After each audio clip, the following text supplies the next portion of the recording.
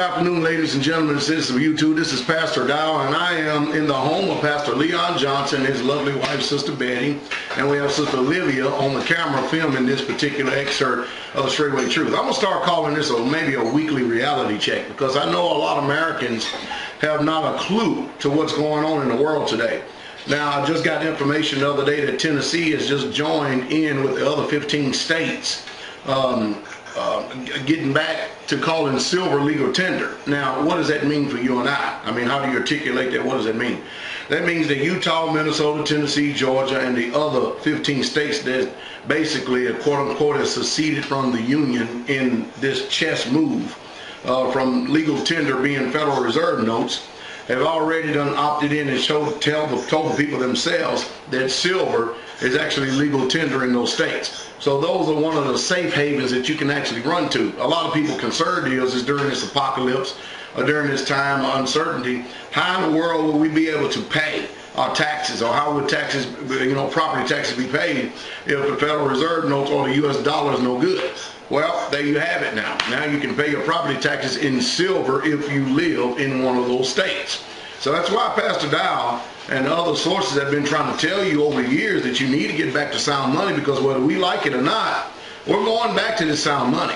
Now, there are 3 countries that you're not aware of because of controlled, propagandized, Zionist news media controlling and manipulating your mind and conscience. They don't want you to know this stuff. This is a literal reality check.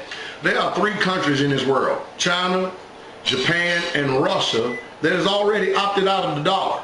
We're $1.4 trillion in hot to China, and China's getting sick and tired of us devaluing our currency by continually keep coming up with these quote-unquote quantitative easing. And basically, it's just nothing, keep kicking a can down the road for another 18 months or another 2 years and stuff in order to keep amassing these massive amount of debts upon the American people.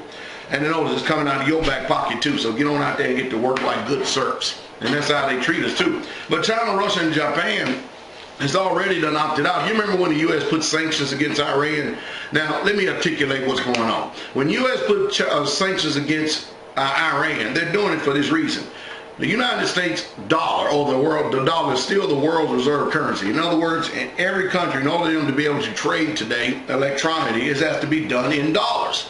So when they're doing everything in dollars and stuff, and then the U.S. puts sanctions against this country, they're putting, in essence, what you call embargoes against them so that no other countries can buy from them. But China, Russia, and Japan found a way around it. You know how they done it? They went back to gold. They actually paying for our oil from Iran in gold. So you see, whether you like it or not, understand it or not, the whole world and the world community is getting past all of this noise and this nonsense that is being withheld from us, and we don't know. We just flat out don't know because it's not in their best interest for you to know. Now let's go to the world without rule of law. And when we talk about a world without rule of law, I'm sure that many of us are familiar with Fast and Furious right now. I'm not talking about the movie that Hollywood put out with Vin Diesel either. I'm talking about this Eric Holder who went down here and allowed this, I called all this stuff ethnic cleansing and modern day genocide. But it is amazing though, right, that the Congress can hold him in contempt.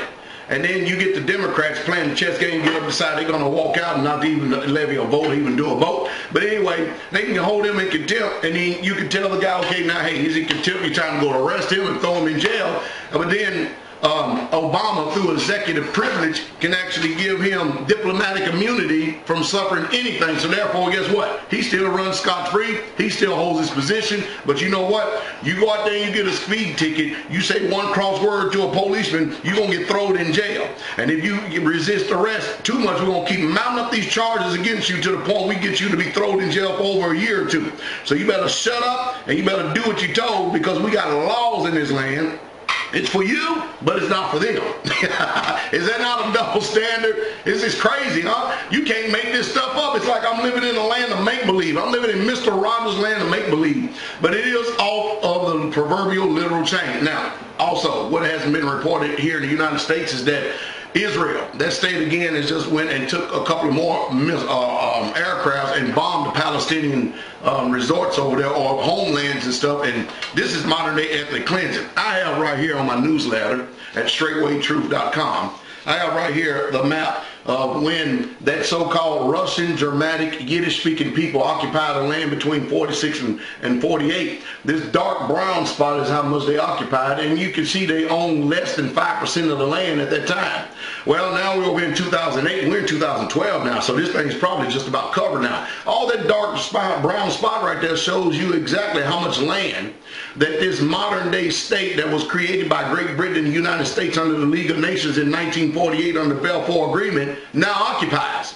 Now, why is the world community totally silent, mute, and don't say anything about it? That's because these are the same people who control the banking sectors, the same people who control the economies, who control money. And if you control the money, you states, all you other countries, you better shut your mouth or you ain't getting nothing. See, it's muscling. This is nothing but gangster taxes. This is modern day mafia in action, done under the guise, hey, it's legal now. Every time they break a law, they go send it up the chain, they get up to the Supreme Court. Now the law that was illegal, now they make it legal. But for you, austerity measures. They're going to continue to be that way. You know, it's going to end in bloodshed. That's all there is to it. And I know a lot of people don't want to hear this because they, you know, we want to live in a world to where we have this type of utopia of solitude and happiness, but it's not going to be that way, and it's not that way, and that's bloodshed. And then, hey, let me jump thoughts here for a second. There's never, ever been any change whatsoever, or any revolution without bloodshed. That's just a historical fact. Do we want it? Nobody wants it. But, you know, in order to preserve dignity, in order to preserve the generation that's coming after us, somebody's got to change. Somebody's got to do something, because you can see right now that they don't care one bit about you, what you think, what you say. You don't have any elected representatives. Matter of fact, they've been selected by the powers that be, and it ain't you and it ain't I. And that's just the truth. So I hope that you have eyes to see and ears to hear, and you start listening to independent news sources that are going to keep you informed of what's going on, who can articulate and read between these lines, because they're not going to tell you the truth. They want you to perish. Remember, the Georgia Guidestones, the powers that be, they actually have it in their documents that they want this whole entire world's earth population reduced down to 500,000 people. And you need to not forget all these things. These people are not playing games. You may be playing games, worrying about if the Dallas Cowboys got the best draft pick or not coming up in this next football season, and if your team, which you don't own any stock and dividends in, is going to win or not, you better wake up out of sleep. Or if not, you know what? You deserve exactly what you get. Anyway, I've been enjoying myself down here. When I get back home, I do a video about my stay down here with Pastor Johnson and them. Every last one of y'all have a beautiful day. The King is coming. Y'all be encouraged. Don't know how you can be too much encouraged unless you start making moves to preserve yourself from this wicked tyranny that we all find ourselves in, called the terrorist state of the United States of America. Shalom.